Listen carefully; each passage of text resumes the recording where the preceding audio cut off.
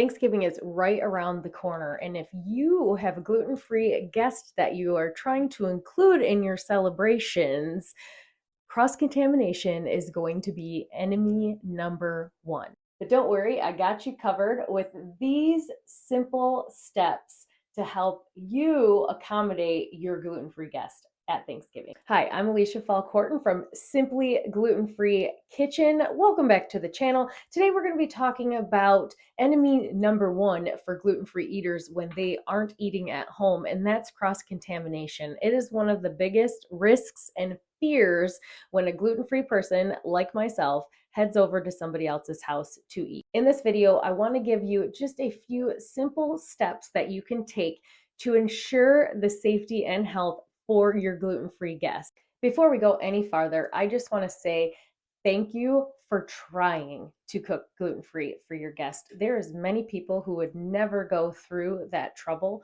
to help a friend or family member that does have a gluten allergy. So I personally appreciate you for giving it a try. I would love to know in the comments below, are you the gluten-free eater and you're just curious of seeing some different tips and tricks when it comes to cross-contamination? Or are you cooking for a gluten-free guest? Let me know in the comments. I'd love to know. Cross-contamination tip number one, use different colored cutting boards. Like these would work really great. Same thing with utensils. If you don't have different colored utensils, just have the cutting board be like your station identifier. So the blue is gluten-free and the green isn't, because you could be chopping up your bread for your stuffing, and then if you were to then chop veggies right over top of that, even if the meal you're making with the veggies is already gluten-free, it no longer is because you use the same utensils and cutting board as the bread. So that is tip number one,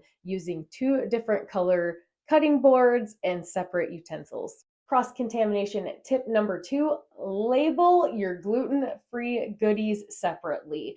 Make sure that whether you are prepping ahead and you popped them into the refrigerator, or even when you are going to serve, that your gluten-free options are labeled very clearly so everyone knows that that is a gluten-free dish. Cross-contamination tip number three, let's talk a little bit more about storing in the refrigerator. So if you've made some things ahead, fantastic. I always recommend doing that to save you time on actual Thanksgiving Day.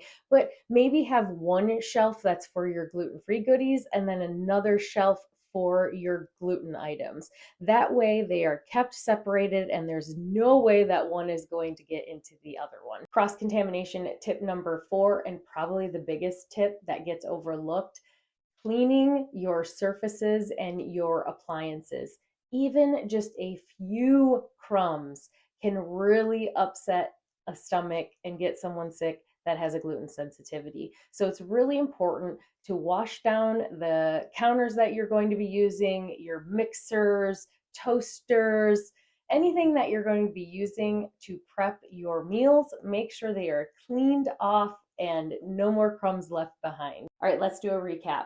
One, use different colored cutting boards and utensils to keep them separate. Number two, make sure you're labeling your gluten-free goodies during prep and after you store them and are about to serve them. Number three, serve and store your gluten-free goodies separately. And number four, make sure that all of your surfaces and appliances have been cleaned thoroughly to keep your gluten-free guest safe and healthy. If you found this helpful, make sure to hit that like and subscribe. I have a whole playlist created for gluten-free Thanksgiving. Check that out. And then till next time.